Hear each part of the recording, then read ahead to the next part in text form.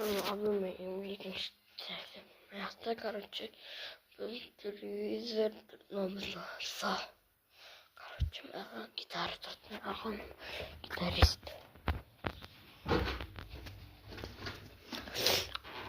Олсон казимын нашин чишээрээ сэргээ сэртэй гүлтэй юм. Анамд арилгын харбитэн өнгөрсөн хэрэг.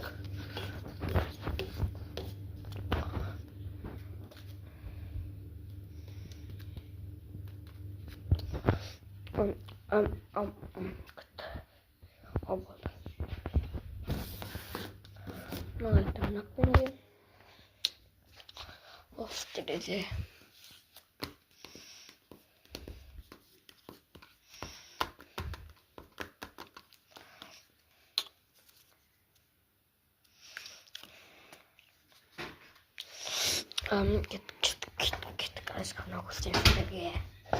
Sen se koşata böyle olsasın. Aslında cömertlik birimiz var.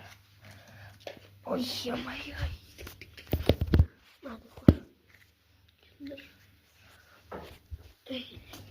Bismillah. Şimdi nasıl yapacağız? Taşla.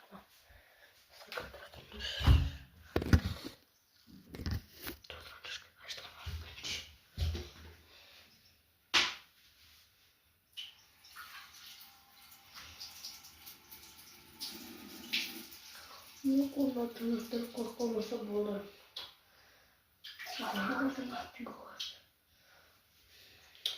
Кончули.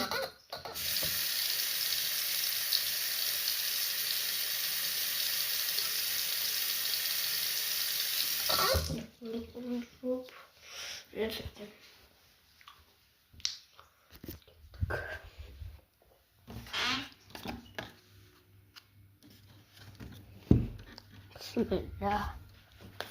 Так, здесь бутербродиміз. Спалт.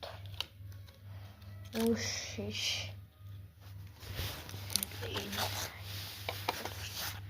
Кеттік достар. Үшінші частя бізге сыртта өсеміз.